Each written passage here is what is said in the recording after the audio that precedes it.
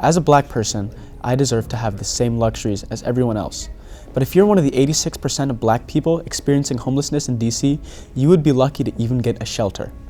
Homelessness is one of America's biggest problems, and it's most apparent in the nation's capital. The state of homelessness in the District of Columbia is upsetting to see on a day-to-day basis. When you go to Lafayette Park and you see it over there, it really hits home when you see people camped out in tents over there right on the park and stuff. So yeah, it's something that definitely has to be addressed. Despite constant efforts, homelessness affects 9 in every 1,000 people in DC and 86% of the black population, says Sarah Malala, a business and data manager at JDOT. There are a large number of organizations and plans contributing to the mission to reduce homelessness, but the glaring issue of racism still remains. However, homelessness also disproportionately affects some communities more than others, including Black, Latino, and Native communities. According to an article from AmericanProgress.org, across the country, historic and ongoing displacement, exclusion, and segregation continue to prevent people of color from obtaining and retaining their own homes and accessing safe, affordable housing. I see a lot of people, a lot of my friends, and people that I know who are mostly black, who are like Black American, Native, Indian, who experience homelessness. Well, I believe that some people in poverty were like manipulated and maneuvered into poverty. Unemployment is the leading cause of homelessness in the black community. According to Discovering Multicultural America, black people have doubled the unemployment rate compared to white people, 14% to 6%.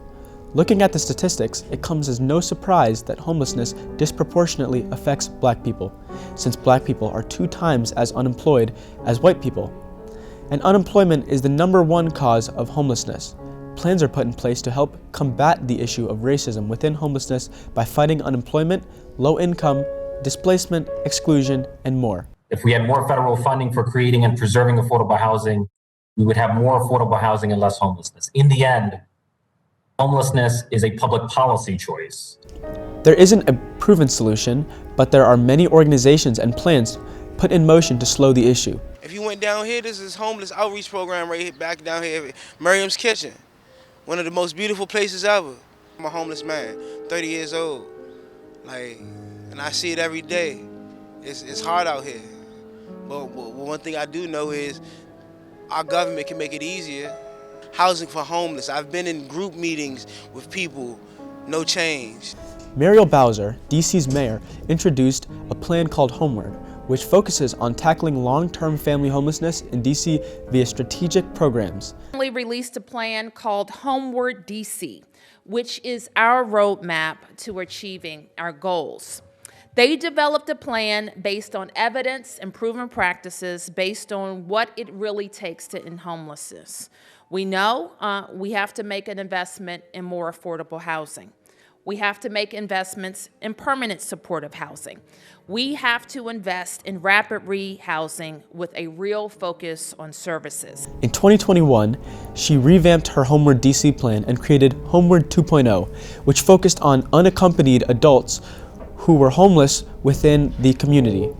With the help of an extra $19 million in stimulus funds from Biden, she plans to end chronic homelessness by 2025. Chronic homelessness has been defined as a person who spends more than a year without a home. But some are against the funding for this plan. Former chairman Phil Mendelson wrote in a newsletter post that agencies need to better manage the funds that were already given to them. I think the district government could be a little smarter about how it is handling the homeless. I think we are moving in the right direction, but we're moving far more slowly than I would like to see. And the district government has reduced a lot of the shelter population by short-term vouchers and rental housing. It's called rapid rehousing. And what the advocates tell me is that a lot of the individuals and families who are put in rapid rehousing aren't given the additional wraparound services to get a job, for example. And at the end of a year, when the rapid rehousing ends, they either leave the district or they go back out. They become homeless again. That doesn't seem very efficient to me. Although several initiatives have made significant progress in solving homelessness, the problem still remains unsolved. There must be more action towards the reduction of homelessness. Homelessness among Black people has been a prominent issue for several years, and no successful solutions have been put into place.